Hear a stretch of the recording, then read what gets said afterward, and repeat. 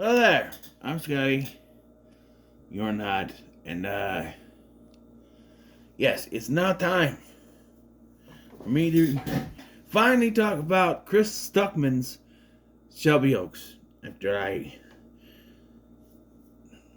waited so long for this, I don't have a theater here. And even if I did, my theater, the way it was before, I don't think it would have ran this movie. It's like a. I feel like this is indie without being indie. Could I say it's an indie film? It's neon. I don't know if a lot of neon movies would come here. That's the thing. So I don't know. We've been at the theater since 2020. It closed down and never came back. So yeah, since COVID happened.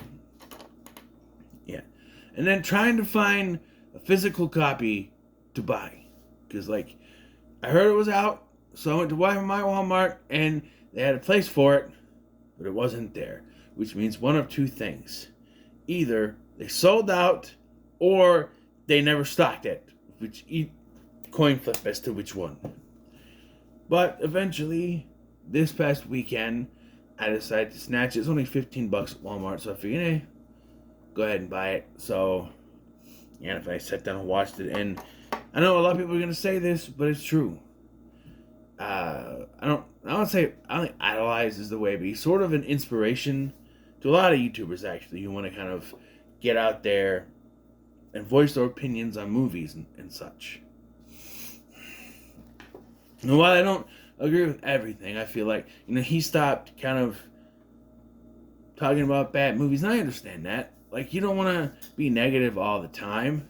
I do feel, though, that you should be free to talk about a film, whether it's good or it's bad, but it is your prerogative if you want to talk about it or not. If you don't want to, talk bad about a movie, you shouldn't have to, but you shouldn't be ridiculed for not talking about bad movies. I know a lot of people want to see bad movies torn apart, and that's great. He has a whole series on that too. Not just bad, but ridiculous movies. His hilariosity reviews, which inspired me to do my so bad it's good cinema things. Although I'm not, I don't go. I wouldn't say wacky. He's a little wacky in those. When he cracks himself up, when he laughs in those videos, it makes me laugh. I will, when I go to bed, I will watch. Usually hack the movies. I'll put one of his review on, and it'll just keep recycling. Sometimes I'll wake up and something else popped up. I'm like, what is this? But there are times when I want to go to bed. If I don't have to work the next day or something, I want to relax and watch something. I'll put on certain YouTubers' playlists. And one I go to often is Hilariosity. Because I just, like to have a little laugh before I go to bed. So, yes. I've been subscribed to Chris for... I really started getting into subscribing to YouTube channels in 2016. So about then, that's when I started getting into him, Drum Dums, Sinister Cinema, and all them. But so I've been subscribed to him, them, whatever, since 2016 about. So, yeah, and I've watched his older reviews. I've watched, his newer stuff. He continues to change. Everyone does. Everything changes. You want to do differently. I miss the old music, but I do like his sort of. The new music that he has is kind of cool too. It reminds me of sort of like a. Well, I know the Stuckman symbol is supposed to be like a bat symbol, but it's like dun, dun, dun, dun, dun, whatever. I do miss it. Dun, dun, dun, dun, dun, dun, dun. And he's says he's gonna make a movie, right?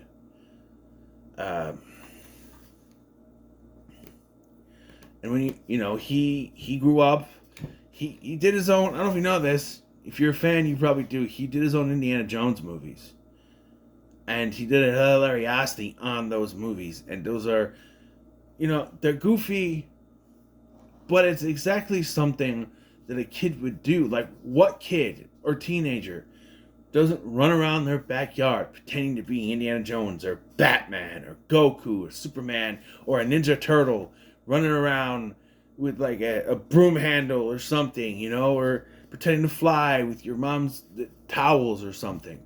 Well, kid doesn't do that. It's cosplaying. It's going around, and then he decides to take this and be creative and make movies out of it, you know. And then, growing up, my grandparents used to shoot home videos. I used to watch them all the time, and I'm doing stupid shit on there. There's one I had underwear in my head. I was 10. Let me look, and there's just a bunch of stuff. You do that, and then you don't know, And while I don't think that I would necessarily make my own movie, I'm not sure I'm not sure that I could do it. I mean, I know anyone could do it. Surely, maybe we could aspire to do it. I don't know. I'm guessing there's a lot of frustration with directing a film. You gotta find a budget. You gotta find a distributor. You gotta find a cast. You gotta find writers, or you write it yourself, and you gotta figure out what you're writing, what you're gonna do, all that, and it's stressful. If you're not writing, you're just directing it, and you just I don't know. I do stupid little skits here and there, but that's the extent to my filmmaking. I wouldn't try to go into filmmaking myself. I could be an extra. I'll be fat guy number 2 standing next to another fat guy at a diner or something. I don't know. Just stand there. My one movement is like getting something from the counter. So I don't aspire to act. I don't aspire to direct. But, a lot of people do. Stuckman's one of them. And so this was announced back in 2021 or so. I feel like the gestation period for this film is shorter than that of Legends of the White Dragon. You know what that is? That's the Bat in the Sun production that Jason David Frank was involved with, that was still in production when he died. And every year since Jason David Frank's death, Aaron Shanky, the guy behind Bat in the Sun, keeps saying, it's coming out, we're going to get it done. It's supposed to come out like 3 years ago, in 2023. And it just hasn't. And he keeps popping out excuses like, we're editing now, and we're looking at music, and we're doing this and this. And like, by now you should have all this done, man. I understand you got other stuff to do, but like, this should be a priority. Stuckman is able to get it out there and get it done. It take a while, but films do, right? Especially if you're an indie filmmaker. You got Mike Flanagan to produce it, and the actors in this, Michael Beach, I've seen him on and stuff. Started in Atlantis. He's been in saw X more recently. He's been in stuff. And Keith David, man. John Carpenter's They Live. Keith David, great gig for this movie. The story, now that I'm almost 9 minutes into this, centers around a missing person case. My controller died, so I can't go up to this thing to look at the thing. Riley Brennan and 4 others, part of the YouTuber, the paranormal YouTube investigation channel called Paranormal Paranoids. Now, this happened in 2008, in the infancy of YouTube, which started in like 2007 or something. That name, while sounding stupid, also sounds like an early YouTube name. We're going to go around looking paranormal stuff. We call ourselves Paranormal Paranoids. Brilliant. That does feel like an early YouTube name you would give yourself. They're, like the Nostalgia Critic. He was called the guy with the glasses. And then he changed it to Channel Awesome. And so, you start with a name. I've always been Scotty Boy Rules, and always will be Scotty Boy Rules. And changing my name to Scott's Film Fanatic. That's never going to change. But, it's never going to change. But, yeah. And so he disappeared. And 12 years later, Riley's older sister was being interviewed. Mia decides she's going to go try to find her sister. She wants to figure out what happened. And after a series of events, she decides to go and find her. And I'll say this. I thought this movie was very well done. The score was on point. The scares were pretty good. There was, you know, there's a moment that... So I'm sitting here and the TV's there. My eyes are not the best. I did have to rewind some things, but only at the beginning. Like, when I first saw this, I didn't realize my TV was muted. So, I'm watching them, like, is there no sound at the beginning of this? And then I realized, oh no, it's just muted, so I had to rewind it. And then they do the thing where they do like a little text. And I had to, my blind ass had to get up and go look at it, see what it said. Then there's a scene later where Mia recalls a story and something happens, and I couldn't tell what happened, so I rewound it. And I'm eating ice cream at the time. I had a pint of Ben and Haagen-Dazs, and I'm eating it, and I stepped close to the TV. And what it is that glass cracked. I didn't know what it was sitting back from here, so I'm closer now, and that happens, and I almost dropped my pint. Just like, I don't eat the whole thing, by the way. I eat half, sometimes less, if I just want a little bit of ice cream, you know. But, like, I was like, okay, the scares are handled pretty well. There's certain moments you see shadows moving, you know, that works. He knows how film works. He knows what works and what doesn't work, which is only a little more frustrating when there's some things, not a lot, that make you just go, that feels like something he would criticize, though, right? Like, well, one, I didn't care for the ending, though it did spur my expectations, especially with a movie like this, where someone's trying to find someone. Usually, you know how that's going to turn out. They don't find them, and then they end up dead, or something like that. That's not necessarily how it happens, but it subverts that, but it goes for a different trope that reminds me of another movie called Son with Nanny Matichak. I'll talk about the comparisons there. Like, there's also other tropes, like her figuring something out, but no one believing her husband not believing her, so she has to go on her own, that sort of thing.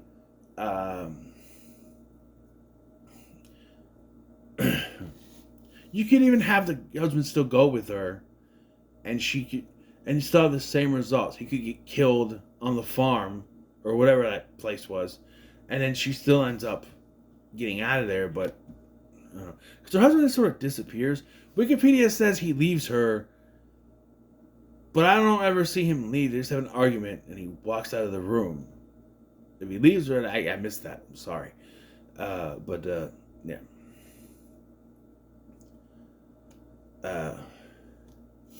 So, the paranormal paranoids go missing while investing in a prison in the ghost town of Shelby Oaks. And everyone's body but Riley's are found. And only one of the two cameras, and I do like they had two cameras. They only found one, was the other one. Right? And I do believe in this opening montage, and this threw me off at first too. I'm like, this is going to be the whole movie's going to be like this. Because it's shot, it's supposed to be like, what it's supposed to be is what it is. It's supposed to be 4.3. But the movie's also, the format is widescreen. The widescreen format with the bars on the top. So instead of just getting the block in the middle, the block, where there's the bars on the side, when it's 4.3, you get bars on all four sides. And it makes it hard for someone like me with these to see half the time. So I'm like, it's not being a whole movie. No, it does eventually shift to a regular footage, but it just sort of, threw me off at first. And this happens in 2008. 12 years later now, Mia is being filmed for a documentary about a sister's disappearance, and she believes that her sister is still alive. And I guess Chris kind of connected this to a personal story in his life where his sister was sort of shunned. We don't know. His family were Jehovah's Witnesses, and she was shunned by that, I think is what it was. And so he didn't see his sister for 17 years, and he didn't realize till editing that this was sort of a story like that, And I like it when directors or writers put their personal stuff in films, if it works, and it works here. It does. I liked when Kevin Smith kind of added his heart attack into Clerks 3. Though, from my recollection, that was originally in... Because the original pitch for that, him making a film, was a pitch for the Clerks animated series. Maybe the Heart Attack wasn't in that original version. I don't know. And I did like, so that, and her marriage is going not so well because they try to conceive babies or have a baby and it's not working. So, yeah, they try to nail that in it. They try to have a baby and they can't. Then one day, after the documentary crew leaves, a strange man arrives and says, "She finally let me go." I like how she opens the door and she's like, "Can I help you?" "She finally let me go," and then shoots himself in the head. And my first question was, she didn't see the gun? But what I like is they show the scene from the front where she's standing behind her. You see from behind her, and he does it that way. And then it shows another point of view from the other side. Why it does it, I don't know, but I did like it. Like, what point of view is that? Is that supposed to be the point of view of a demon or something watching it? It's interesting how they do it. I don't know. But, yeah.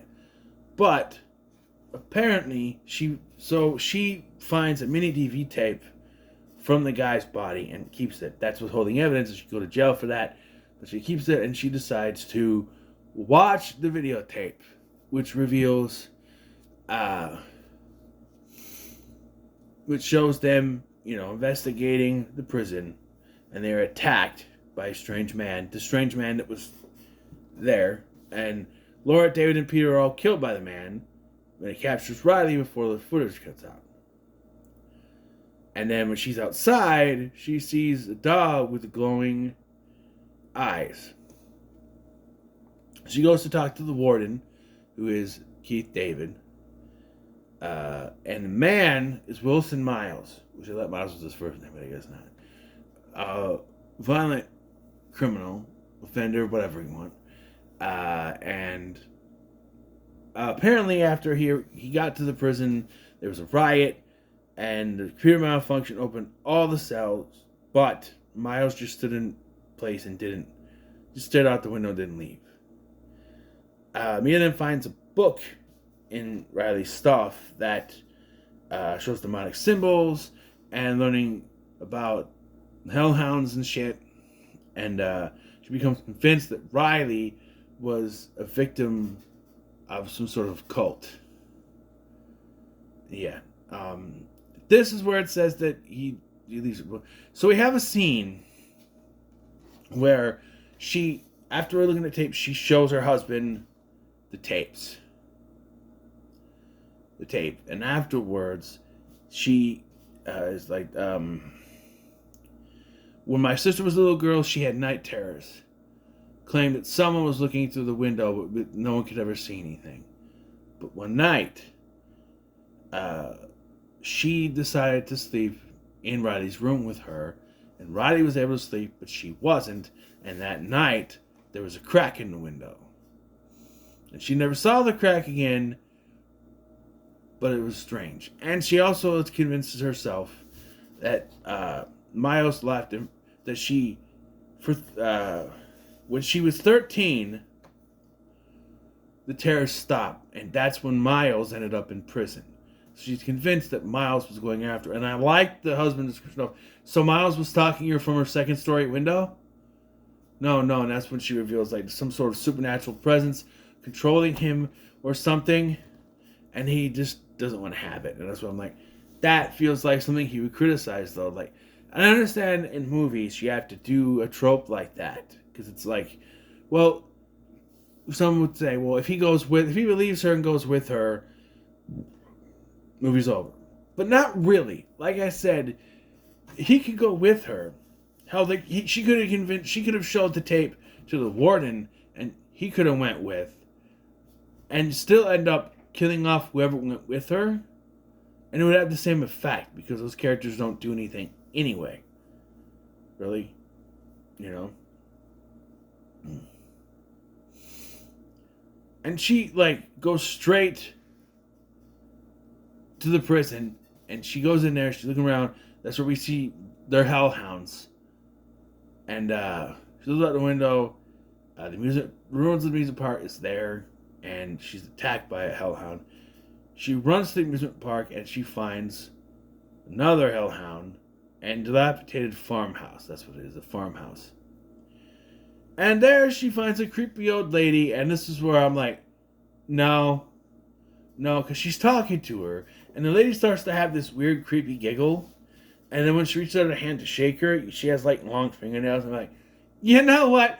I'm just gonna go find a hotel. I don't need to come in. You know what? I just don't need to come in. I'm just gonna go. But no, she goes in because she feels like there's some sort of connection here. And while they're talking, I think she sees something, because she's like, no, I don't want to snack. She's like, you know what? I will take that snack. So she goes to leave. And then it starts going through the woman's stuff, finding out that this woman, Norma, is Miles' mother. And that they kidnap Riley. And under this control of this demon named Terrion, Miles sexually assaulted Riley to try to have a child. And there were many miscarriages, and they show pictures of him killing the infant, not killing, but you know what I mean, implying that this happened. She finally gave birth to a baby boy, healthy one. So she texts her husband to send the police to her location, and then I do like how she's like this. And she's looking at the stuff. But like she texts him first before she goes through all the stuff. Wikibacons backwards. And then they just show her behind her. She's like, she says something to the effect of, "We're waiting for you," or something like that. Because she implies like she knows, oh, you try to have a baby? Do you have problems? And like, so she's like, where the fuck is she? And so she's down in the basement. And Mia frees her, but she doesn't leave. She grabs a fire poker and runs upstairs. Norma knocks Riley out, but starts doing some weird blood ritual over the baby. And they see the demon, and then Norma dies. And I was like, why did she die? Did the demon kill? No, the blood loss. Apparently, I didn't catch that. Sorry. And then they find the baby, right? And it's like, okay, they've subverted the trope. Because usually, you think the trope would be she'd find them, find out that they killed her over some ritual, and then she like fights them off. What happened to Miles? He's just not there. Right? Because I don't.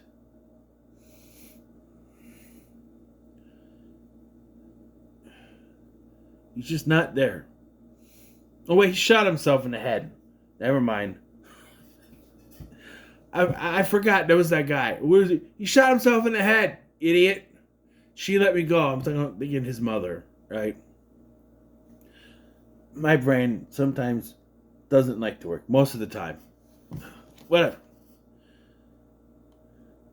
So, rather than the baby go to the hospital, they're discharged soon after that. And that night, she tries to smother the baby.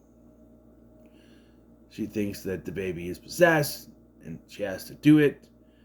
And they start to argue, and you see the crack on the window happening again. And she's like, I'm sorry, Mia. And she tries to smother the baby again.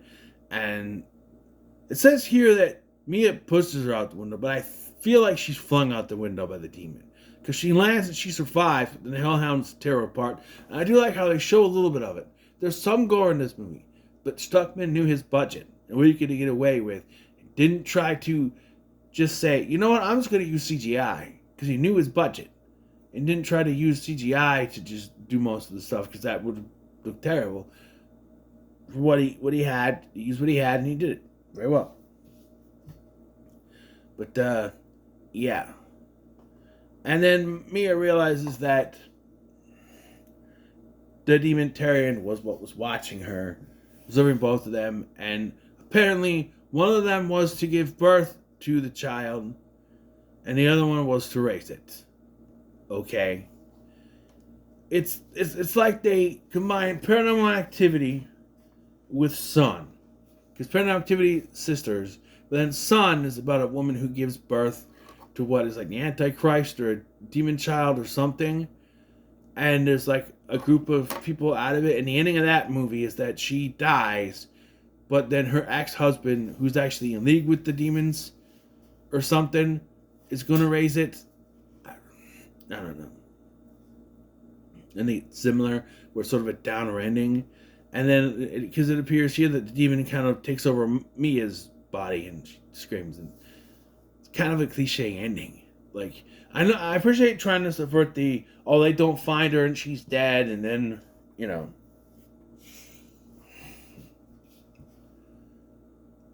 you still could have done like that she's dead and then they find the baby. I don't know, but I don't know. And what happened to the husband, by the way? Like, did you ever send the cops? Because it just kind of cuts after that. Oh, the police do arrive, says here. I missed that, sorry. Overall, I thought this was good. And you know, some people went really wild on this, saying it's terrible, it's shit. You gotta remember, it's his first film.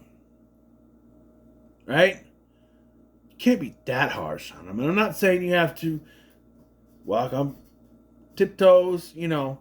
No. By all means, be truthful. It has its problems, what every movie does.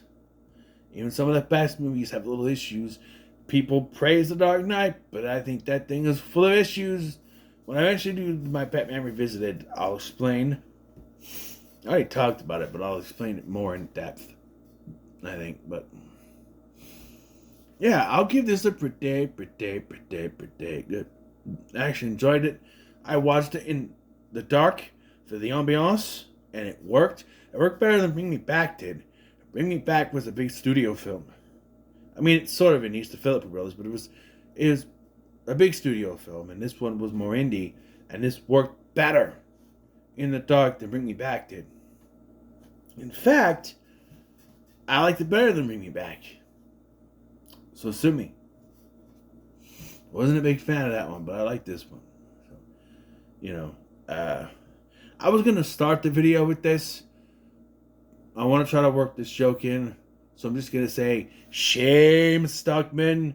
Shame. So what are your thoughts? Again, it's nothing against him. It's just a joke. I wanted to start with it. I guess I could have done it at the end, but whatever. What are your thoughts on Shelby? In the comments below, make sure to like, share, and subscribe. Thank you for watching. I'm Sky, and I'll see you in the next one.